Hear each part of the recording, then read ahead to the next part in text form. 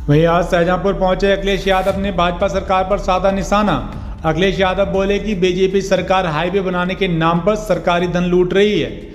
नौकरी देने वालों से सरकार ने रिश्वत लेके उन्हें नौकरी दी है। भाई अग्निवीर भर्ती आउटसोर्सिंग की तरह है।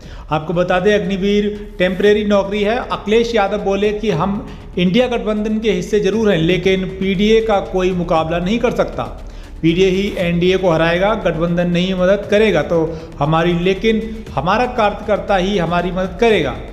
वहीं अखिलेश यादव ने कहा कि आजम खान के साथ जो अन्याय हो रहा है वो किसी नेता के साथ नहीं हुआ है। उन्होंने कहा कि दो सर्टिफिकेट वाले बड़े पदों पर बैठे हैं, लेकिन उनकी जांच नहीं हो रही है। वहीं अखिलेश यादव ने आगे कहा कि आजम खान के साथ इससे बड़ी अदालत जरूर न्याय करेगी। अखिलेश यादव ने कहा कि जाति जनगणना जरूर होनी चाहिए। वहीं अखिलेश यादव बोले कि किसानों की आय दोगुनी नहीं हुई, लेकिन थाने में और तहसील की आय जरूर बढ़ गई है। अभी तक पुलिस चोर को पकड़ती थी, लेकिन पहली बार चोर पुलिस को पकड़ रहा है। वहीं गोरखपुर में पुलिस के पास से गांजा पकड़ा गया। हमने पूछा गांजा कहाँ से आता है। अखिलेश बोले कि पहले मच्छर तो पकड़ लो, बाद में विश्व गुरु बनना। बीजेपी वाले खुद को विश्व गुरु कहते हैं और एक मच्छर तक नहीं पकड़ पा रहे हैं। अखिलेश यादव बोले कि हमारे कार्यक्रमों में बीजेपी वाले जेब कतरे लगातार छोड़ देते हैं ताकि कार्यक्रम खराब हो सके। अगर आपकी जेब कटे तो बीजेपी वालों के खिलाफ रिपोर्ट लिखवाना। पीडीए पहले बना, इंडिया बाद में बना, और उसके बाद मैंने कई मौकों पर कहा कि इंडिया गठबंधन जरूर है, लेकिन हमारी स्ट्रेटेजी पीडीए है और पीडीए ही एनडीए को हराएगा। जहाँ तक सवाल प्रदेश में जहाँ चुनाव हो रहे हैं, ये बात इंडिया गठबंधन को साफ कर देनी चाहिए थी कि प्रदेश इस दस पर कोई समझौता नहीं होगा। मुझे लगा जब मध्य प्रदेश के नेता ने और उनके जो पूर्व मुख्यमंत्री रहे, उन्होंने हमसे जब बात की और कहा कि आप किन सीटों को चाहते हैं, तो मैंने उत्तर प्रदेश में या मध्य प्रदेश में जो समाजवादी पार्टी की परफॉर्मेंस थी, समय समय के चुनाव में वो पूरी परफॉर्मेंस भेज दी।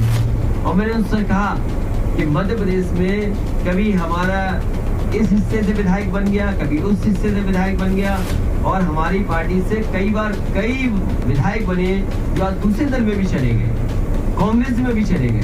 और मैंने याद दिलाया कि जिस समय कांग्रेस को समर्थन की जरूरत थी, उसमें सबसे पहले समाजवादी पार्टी के विधायक ने समर्थन किया था और सरकार बनी थी।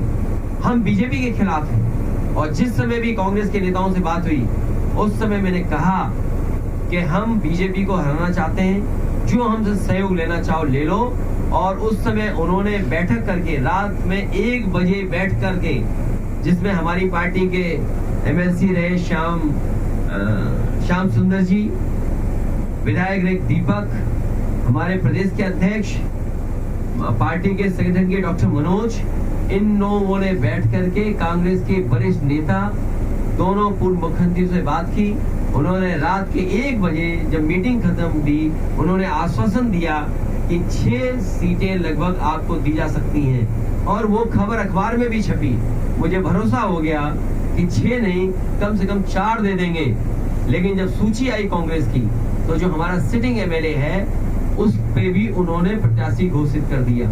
इसलिए मजबूरी में समाजवादियों को अपने जहां मजबूत क्षेत्र है, वहां पर कार्यकर्ताओं की भावना को समझते हुए हमें लड़ाना पड़ रहा है। मैं ये भरोसा दिलाता हूं कि समाजवादी पार्टी उन्हीं सीटों पे लड़ेगी जहां पार्टी का संगठन है, या संगठन उनको कहेगा हम बीजेपी को हराना चाहते हैं।